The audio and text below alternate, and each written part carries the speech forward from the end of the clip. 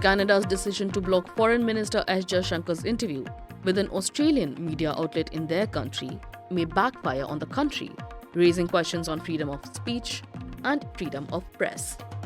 Earlier this week, our Foreign Minister was on an Australia tour, during which he met Prime Minister Anthony Albanese and co-chaired the 15th Foreign Ministers Framework Dialogue with Australian Senator Penny Wong. Mr. Jaishankar also sat down for an interview with an Australian media house called Australia Today. Soon after, Canada blocked the outlet's social media pages as it held a press conference with Mr. Jaishankar and Ms. Wong.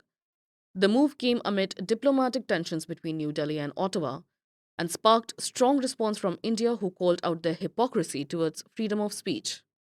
Responding to the ban, the Australia Today's managing editor Jitarth Jai Bharadwaj said, "The move has made it difficult for the team, but they are undeterred by such obstacles."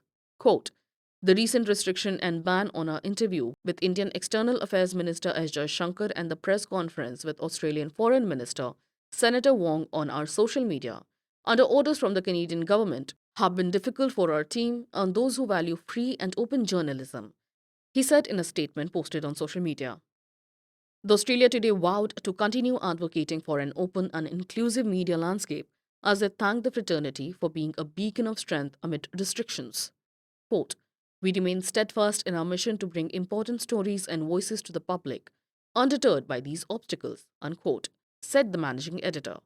While the ban definitely raises a question mark on press freedom in Canada, it is also a great signifier of Canada's antagonism towards diplomatic ties with India. On being asked about the matter yesterday, Ministry of External Affairs spokesperson Randhir Jaiswal said, "The social media handles and pages of the diaspora outlet have been blocked and are not available for the viewers in Canada." Quote, "We were surprised, it looked strange to us, but nonetheless, these are actions that yet again highlight the hypocrisy of Canada towards freedom of speech."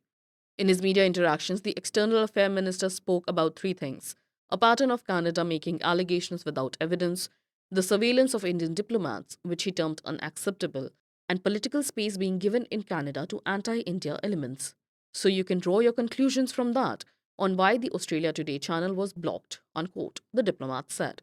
India-Canada ties strained after Canadian Prime Minister Justin Trudeau blamed Indian agents for the murder of Khalistani terrorist Hardeep Singh Nijjar.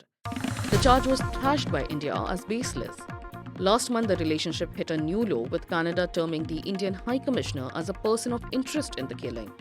The move saw India withdrawing some top diplomats from the country while dismissing the charge as ludicrous.